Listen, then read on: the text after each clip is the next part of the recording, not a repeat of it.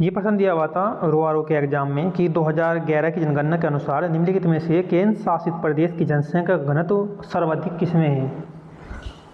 तो जो केंद्र शासित प्रदेश है सबसे जो अधिक की बात करें तो दिल्ली का है, लगभग जो है 11,297 प्रति वर्ग किलोमीटर का है जनसंख्या घनत्व दिल्ली का। लेकिन दिल्ली इसमें ऑप्शन नहीं है, तो दूसरे नंबर पर है, दूसरे नंबर पे पुदुचेरी है। पुदुचेरी का कितना है, इसमें पुदुचेरी है, पुदुचेरी का 2547 पुदुचेरी का सर्वाधिक माना गया। तो ऑप्शन नंबर इसमें डी राइट आंसर होगा। देखते हैं विकल्प से, दिल्ली का जनसंख्या घनत्व है वो 11,297 प्रति वर्ग किलोमीटर है, लेकिन ये विकल्प में। तो इस प्रकार से पुदुचेरी का जनसंख्या का जो घनत्व है 2547 लोग प्रति वर्ग किलोमीटर में है, ये सबसे अधिक है। इसके बाद अगर नंबर आता है दमन और दीव का, इसका जो घनत्व है वो 2191 है। उसके बाद में आता है लक्षद्वीप का, लक्षद्वीप का जो जनसंख्या घनत्व है वो 2149 है। वहीं दादर और नगर हवेली का है 698।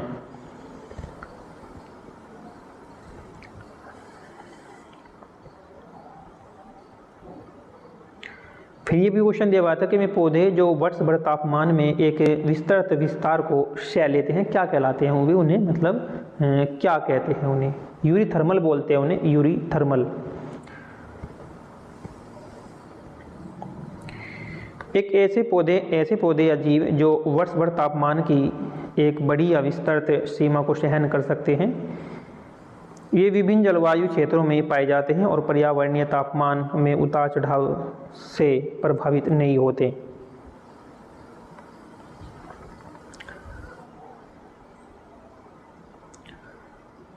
ये दिया हुआ है ऑप्शन में स्टेनोथर्मल क्या है, ये केवल एक संकीर्ण तापमान और सीमा में ही जीवित रह सकते हैं, तापमान में थोड़ा सा भी अंतर होने पर इनकी वृद्धि रुक जाती है स्टेनोथर्मल में। माइक्रोथर्मल क्या है, ये पौधे जो है कम तापमान वाले क्षेत्रों में पनपते हैं और इसे पर्वतीय या ठंडे क्षेत्रों के पौधे भी इन्हें कहते हैं। हेक्स्टोथर्मल क्या है, ये अत्यधिक कम तापमान सहने वाले पौधे होते हैं और यह शब्द प्रचलित वर्गीकरण के में बहुत ही कम उपयोग किया जाता है।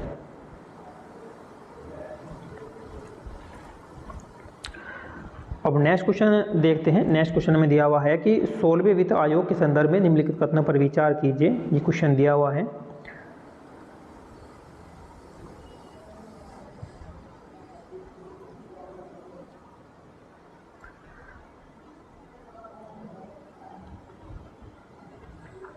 तो इसमें क्वेश्चन में दिया हुआ है कि आयोग का गठन 31 दिसंबर 2024 को किया गया था और श्री अरविंद पनगड़िया इसके अध्यक्ष हैं। इसका जो दूसरा दिया गया है कि श्री अरविंद पनगड़िया इसके अध्यक्ष हैं,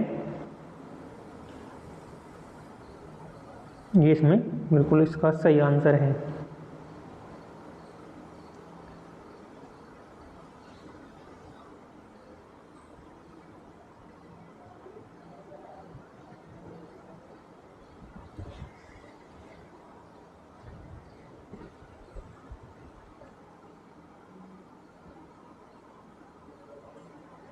लेकिन यहाँ पे जो पहला दिया हुआ है कि आयोग का जो गठन है 16वें वित्त आयोग का जो गठन किया गया था ये 31 दिसंबर 2024 में नहीं 2023 में किया गया था। इस प्रकार से ही पहला जो इसमें गलत दिया हुआ है। तो ऑप्शन नंबर इसका सी है, यानी कि दूसरा इसमें राइट है। तो सही कथन जो है श्री अरविंद पनगड़िया जो है 16वें वित्त आयोग के अध्यक्ष है, बिल्कुल सही है। और जो ये 16वीं वित्त आयोग है ये 31 दिसंबर 2023 को गठित किया गया था, न कि 24 को। इस प्रकार से पहला जो है गलत है।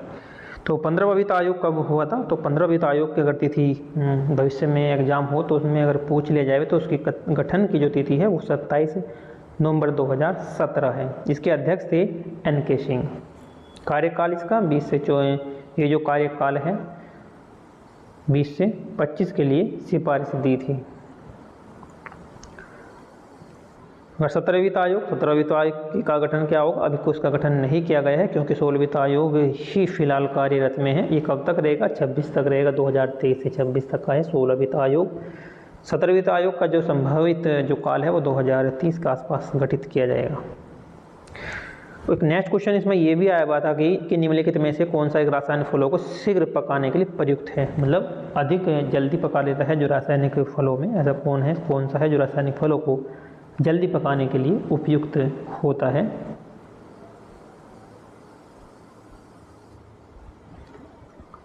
इसका ऑप्शन नंबर ए है इथरेल। इथरेल जो है ये जो है सबसे अधिक पका लेता है। इथरेल यह एक प्लांट ग्रोथ रेगुलेटर है। पौधों में यह एथिलीन गैस में परिवर्तित हो जाता है, पौधों में यह एथिलीन गैस में जो है उपस्थित हो जाता है, जो कि फलों के परिपक्व होने और पकने की प्रक्रिया को तेज कर देता है।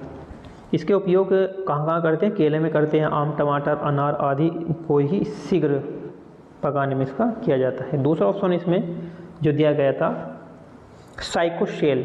ये साइकोसेल का क्या कार्य है, साइकोसेल यह है एक ग्रोथ इनहिबिटर है जो पौधे की लंबाई को कम करता है। ये जो है साइकोसेल है जो पौधे की लंबाई को कम करता है, लेकिन फल पकाने से संबंधित इसका कोई कार्य नहीं है साइकोसेल का। एक इसमें ऑप्शन दिया हुआ था मैलिक हाइड्रोजाइड। मैलिक हाइड्रोजाइड यह अंकुरण को रोकने के लिए इस्तेमाल किया जाता है, जैसे आलू या प्याज के भंडारण के समय जो अंकुर फूटते हैं तो उसे रोकने के कार्य से करता है मैलिक हाइड्रोजाइड। एक ऑप्शन ये भी दिया गया था इसमें इंडोल 3 ब्यूटिक एसिड। यह एक ऑक्सीन होता है, इसका प्रयोग जड़ों के विकास को बढ़ाने में किया जाता है। नेक्स्ट क्वेश्चन दिया हुआ है निम्नलिखित में से कौन सा एक सही सम्मिलित है।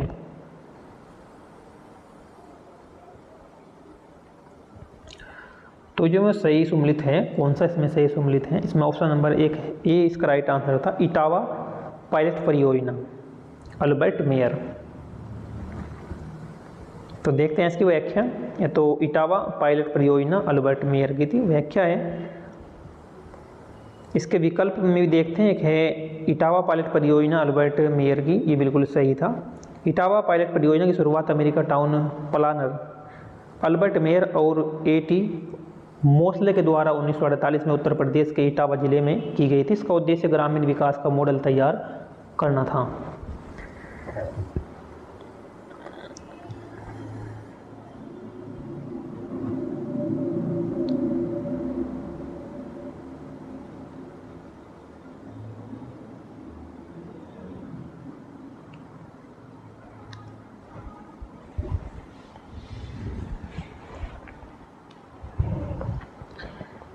अब सहकारिता आंदोलन, सहकारिता आंदोलन जो है संबंधित ये महात्मा गांधी से है, ये गलत दिया हुआ था इसमें।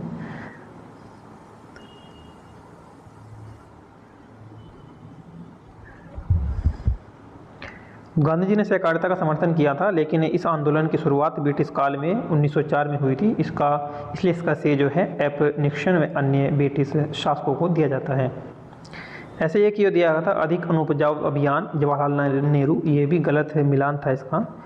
यह योजना 1960 के दशक में आई थी, जबकि इसका जो क्रियान्वयन जो हुआ मुख्यतः वो सुब्रमण्य और एम.एस. स्वामीनाथन के द्वारा जो है ये किया गया था।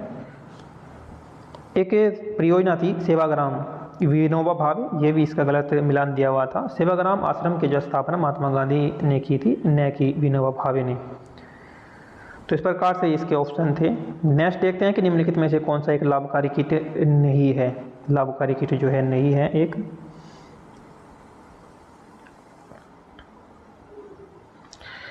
लाभकारी कीट नहीं है। इस पे नई शब्द पे ध्यान देना है कि एक लाभकारी कीट नहीं है। एपिस मेलिफेरा दूसरा दिया हुआ था, लैसिफर लक्का, बोम्बिक्स मोमी और हेलिकोवर्पा आर्मिगेरा।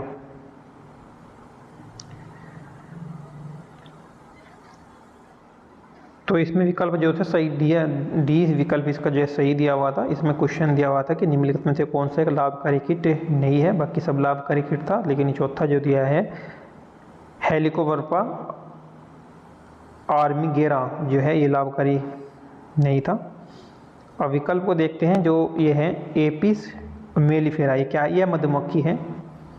एपिस मेलिफेरा की यह मधुमक्खी है जो शहद उत्पादन और परागण में सहायक होती है और यह लाभकारी कीट है। लाभकारी कीट है ये जो मक्खी है। एक होता है लेसिफर लक्का। लेसिफर लक्का क्या है? यह एक कीट लाख का उत्पादन करता है और जो प्राकृतिक रेजिन होता है जो लाभकारी कीट है। एक तीसरा दिया है इसमें बोम्बिक्स मोमी मोरी, यह एक रेशम के कीट की एक प्रजाति है। बोम्बिक्स मोरी यह रेशम के कीड़े जो होते हैं उसकी प्रजाति है। यह रेशम उत्पादन में सहायता होती है, यह भी एक लाभकारी कीट है। तो चौथा दिया हुआ था इसमें हेलिकोवर्पा आर्मीगेरा, यह एक हानिकारक कीट है। यह कौन सा कीट है? हानिकारक कीट है जो कपास, टमाटर, चना आदि की फसलों को नुकसान पहुंचाता है, तो ये लाभकारी नहीं है। इस प्रकार से जो है ये हेलिकोवर्पा आर्मीगेरा जो है ये एक लाभकारी कीट नहीं है। नेक्स्ट क्वेश्चन देखते हैं कि विनाशकारी कीट और पीड़क अधिनियम DIPA किस वर्ष ये पारित किया गया था? ये क्वेश्चन दिया हुआ था। तो इसका सही आंसर दिया था 1914 में जो है पारित किया गया था। 1914 में ऑप्शन नंबर ए इसका राइट आंसर है। इसकी व्याख्या देखते हैं कि विनाशकारी कीट और पीड़क अधिनियम 1914 में पारित किया गया था। इस अधिनियम के उद्देश्य थे देश में विदेशी कीटों और रोगों के प्रवेश को रोकना और फसलों की सुरक्षा करना था। इसके अंतर्गत केंद्र सरकार को यह अधिनियम मिला है कि वह आयातित पौधों की जांच और रोकथाम के लिए जो है नियम बना सके।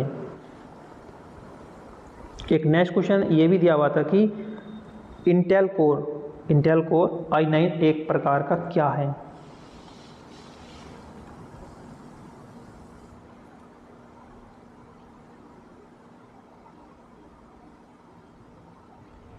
इसका ऑप्शन नंबर ए सही था। प्रोसेसर होता क्या है? प्रोसेसर।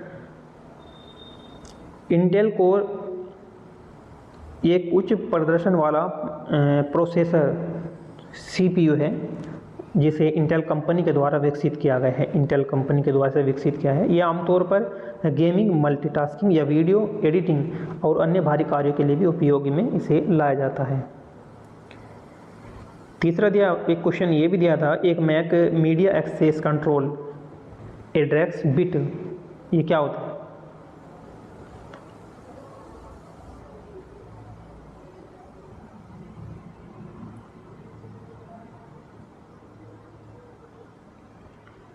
इसका ऑप्शन नंबर जो है ये सी है 48। MAC एड्रेस की लंबाई जो है 48 बिट्स की होती है। ये आमतौर पर 6 हेक्साडेसिमल जोड़े होते हैं, जैसे 00 और 1A 2B 3C 4D और 5E के रूप में इसे लिखा जाता है। उसके बाद नेक्स्ट क्वेश्चन दिया है कि निम्नलिखित में से किस चोल राजा ने त्रिवेंद्रम में जो है चेरा नौसेना को नष्ट कर दिया था? किसमें? त्रिवेंद्र में। और उसके बाद फिर पांड्या राजा को पकड़ लिया था। ये कौन सा राजा था? ये राजेंद्र प्रथम ने कार्य किया था। राजेंद्र प्रथम ने, ऑप्शन नंबर इसका सी राइट आंसर था। राजेंद्र चोल प्रथम में शासनकाल इसका कब रहा? कि 1014 से 1044 तक का शासनकाल रहा राजेंद्र प्रथम का। चोल साम्राज्य के सबसे पराक्रमी शासकों में से एक थे। उन्होंने त्रिवेंद्रम केरल क्षेत्र में, ये त्रिवेंद्रम कहाँ पर था? केरल क्षेत्र में चेरा नौसेना को पराजित कर देता है। उसके बाद उन्होंने पांड्या राजा को बंदी बना लिया था और चोल साम्राज्य का विस्तार दक्षिण भारत के अधिकांश हिस्सों में किया है। उनकी सैन्य उपलब्धियां बहुत ही भयावह थी, जिसमें श्रीलंका, बंगाल और दक्षिण पूर्व एशिया तक के अभियान भी इसमें शामिल किए गए थे। तो ये थे इसमें क्वेश्चन 21 से 30 तक के थे। इससे आगे नेक्स्ट वीडियो में नेक्स्ट पार्ट में है